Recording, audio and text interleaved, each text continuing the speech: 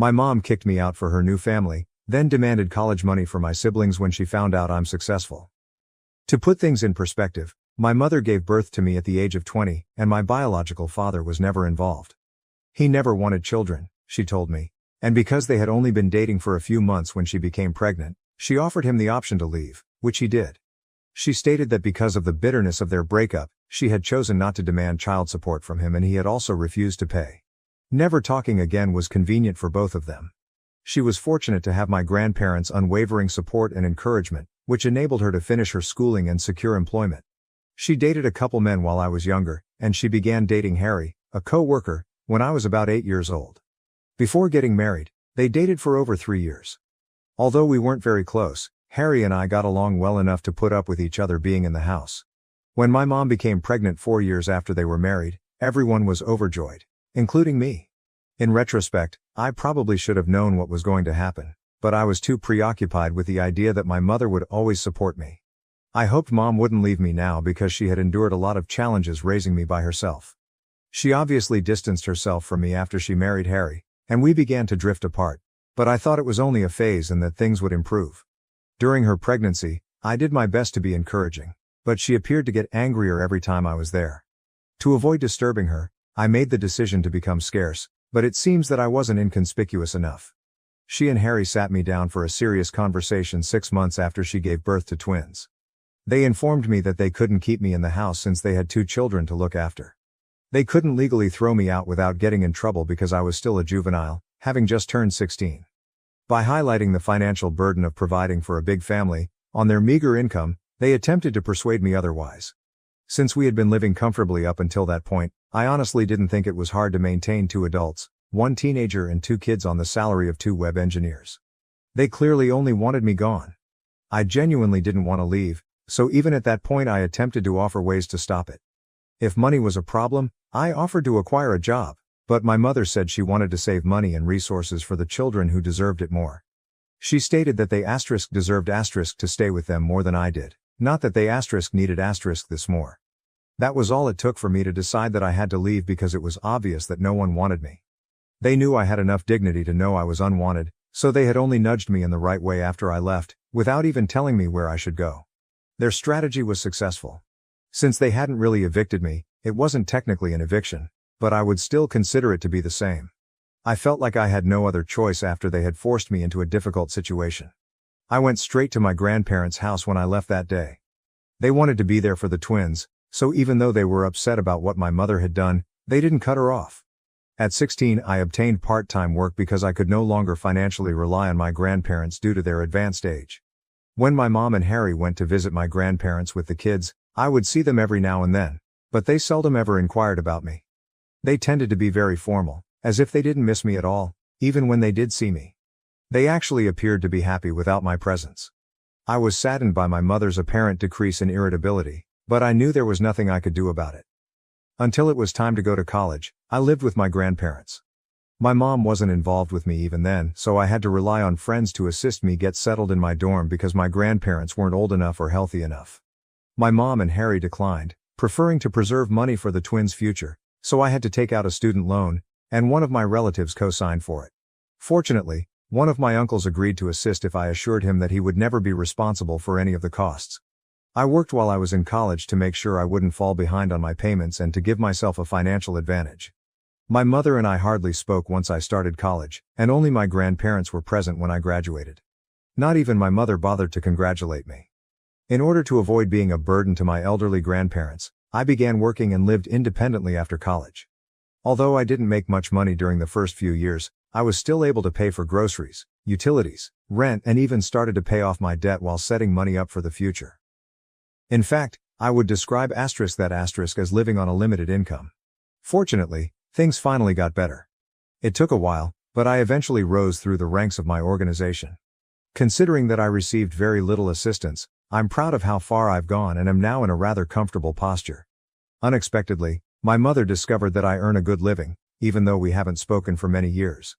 At nearly 33, I currently hold a senior management role at the same organization where I began my career. About 4 months ago, I got a big promotion, but I wanted to keep it a secret, so only a select few individuals knew about it. To thank my uncle for co-signing my loan back when I was having trouble paying for college, I did inform him. According to what I understand, he just met my mom and Harry at a family get-together and urged her to get in touch with me to congratulate me on my success. Even though I'm sure he meant well, it didn't work out because she didn't even get in touch with me to offer me congratulations. In the end, my mother learned about it and recently visited my home with Harry, insisting on talking to me. I should note that I haven't spoken to her since I started college. I blocked her everywhere and left her out of my life after graduating since I didn't think there was any use in hoping she would change her mind. She didn't appear to be negatively impacted, and to be honest, I doubt she even noticed.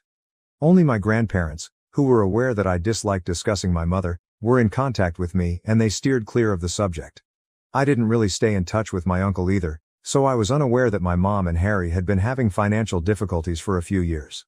Only when they arrived at my door and told me how bad things had gotten did I find out. It was wishful thinking, but the only reason I even allowed them inside was because I hoped they would be coming to make amends. They began by stating that they had heard from my uncle about my promotion and how I was one of the youngest individuals in such a prominent position in my firm, rather than congratulating me on my accomplishment. It seems that they were surprised that I had kept it from them. Ironically, I was taken aback that they expected me to communicate with them at all, much less deliver any positive news. Additionally, they were disappointed that I had shut them out of my life, claiming that it was only because they had prioritized their children above me. They maintained that I should have been old enough to comprehend their rearranged priorities and not harbor resentment as a teenager. They said that I should have supported their decisions rather than going in with my grandparents. I'm not even sure why they thought I would agree with their choice to expel me from the house. They tried to gaslight me into thinking that I was the bad guy for being angry that they had ejected me so they could spend time with their children alone, but that's how they began our reunion after all these years. They talked about how tough the past several years had been for them without even giving me a chance to explain my side of the story. They described how they had launched their own company but, regrettably, it did not succeed, resulting in losses. They were now attempting to make up for previous losses, and they desperately needed money as the twins were getting close to college age. I saw then why they had come. They needed financial assistance. They didn't waste any time going right to the point, even trying to soften it by claiming that I could make it up to them by paying for my siblings' schooling, but that at first they were upset that I hadn't contacted them despite performing well. Their attempt to make it seem as though they were doing me a favor by allowing me to pay for the college education of 2 children I no longer knew astounded me. I told them right away that I wouldn't be doing that and that it was disrespectful of them to believe they could coerce me into doing so. I became irate and reminded them that they were the reason I had to work during my college years and pay for my own education. Because they wanted to save for their real children, who they believed deserved it more than I did, they had refused to provide me with financial support back then. I assured them that they had no right to expect anything from me now, particularly financial support, since I had never questioned their choice to put the twins first and had just left them alone. They actually no longer had the right to demand that I communicate with them. Instead of attempting to emotionally control me, I pointed out that they could now use the same money to pay for the twins' college bills because they had wished to conserve money and resources for the children who deserved it. I had nothing else to say, so I asked them to go. I was stupid to invite them inside my house in the first place, assuming they might have come to express regret for their treatment of me. They became irritated and attempted to place the blame elsewhere when I began to insist that they leave. They informed me that I wasn't innocent in this case. Their protection. They said I was over-enthusiastic, over-involved, and frequently irritable while we all lived together. I was only a teenager, trying to keep in touch with my family as they drifted away from me, so I couldn't believe that was a true issue they had with me. They then had the audacity to claim that I was no better than them since I had denied their request. They said I was forgetting all the years my mother had taken care of me and brought me up alone. They said that this was my opportunity to make it up to her, and assist her, but I was being rude and unappreciative instead. Since I was a child at the time, I thought it was absurd that they would bring that up. Even if I had wanted to, I couldn't have decided not to rely on them. Furthermore, it wasn't like they were helping me. They pushed me out of the house and effectively forced me out as soon as they believed I was mature enough to manage things on my own. For the following 18 years, they refused to acknowledge my existence. I was still shocked that they had the gall to expect me to aid them now, as if I owed them something, even after everything that had happened. During the dispute, things became quite personal and ugly, and I finally threatened to call the police if they didn't leave my property. My mother reminded me of all the sacrifices she had made when I was younger, ostensibly because she wanted to be a good mother, before they finally departed after more arguments. She said that I had been ungrateful the one time she had expected me to sympathize with her predicament and allow her to put other people before myself. She now claimed that rather than the other way around, I was portraying her as the villain. Since then, this has been bothering me and I'm having trouble figuring out whether I'm to blame, whether I've been expecting too much from my mother, or whether she's simply deceiving me. I decided to post on Reddit to get some unbiased perspectives even though I'm quite sure I'm correct. AITA for not paying for my half-sibling's college tuition just because my stepdad and estranged mother are having financial difficulties. Edit. Even though my uncle had excellent intentions, I reminded him that what he did was wrong and unacceptable. His actions undoubtedly had a negative effect. I wouldn't be in this predicament if he hadn't shared my life with my mother and disclosed my contact details without my consent. He apologized excessively, stating that he was unaware of their financial difficulties and that he had no idea my mother would respond in this manner. He admitted that he had no business telling my mother about my life and that if we had wanted to get back together, we would have done so without his help. Since his heart was in the right place, I don't intend to cut him out of my life. I would have been much more angry if he had meant something different. He simply made an error. In addition, it was because of him that I was initially able to attend college. He was the only person who was prepared to assume the responsibility of co-signing my loan application. If you consider it, I might not be in this situation at all if it weren't for him. I made sure to let him know that what he did wasn't appropriate since I don't want to come across as unappreciative, but I'm also not a doormat. Whatever I did was fair enough, and I believe I found the ideal balance. We're doing great together. And I won't hold anything against him because I needed this resolution somehow. I also discussed my mom's recent struggles with my grandparents. They believe I'm correct and have promised to make an effort to persuade her to change her mind. I realized that they didn't want to lose touch with their other grandchildren, which is why they have remained in touch with my mom. They understand the struggles my mom's family is going through, but they don't think it's right or fair to put me through this. That's their position on the issue and I believe it's reasonable enough. Asterisk asterisk. First update. My mother has taken it upon herself to remind me of all she did for me growing up ever since we last spoke, which was nearly 9 days ago. She probably sends me an email every other day to make me feel like I owe her something. It's not like she gave me a favor by raising me alone, and she was legally required to take care of me, so I don't really understand the point. She only reared me when it was convenient for her. She and her spouse decided to expel me as soon as I started to cause them trouble, citing the need to save money for the twins and their future. Now that we're in the future and the twins are adults, I believe they should rely on themselves rather than wasting time trying to manipulate and guilt-trip me. Although I had been ignoring her emails, I made the decision to reply a few days ago. I explained to her all I had written in my essay. She didn't take it well, as expected, and labeled me ungrateful once more. I just informed her that calling me names would not alter the truth and that I no longer wanted to have any contact with her because she had been a bad mother. I blocked her email account after that, but she made a new one to continue to annoy me. Since she never done the same for me, I blocked that one as well, and I'll keep doing so until she understands that I'm not here to mope about her. To be honest, I'm glad we're finally having this discussion because I think it will end quickly and I'll have the necessary closure. Only because I was still clinging to the hope that perhaps they had changed, that perhaps they were here to congratulate me and make amends, did I welcome them into my house and talk to them that day. However, speaking with them made me realize that they are just not the type of individuals who are able to experience regret, guilt or shame. I've fully given up on ever making amends with them after it once again made me realize how self-centered and cunning they are. Second update. I believe that my mother's appearance at my place of employment earlier today was the most bizarre thing she has ever done. Fortunately, I wasn't working today, so she departed really fast and didn't succeed in her endeavor. I was feeling a little under the weather, so I decided to take the day off, and I'm so happy I did.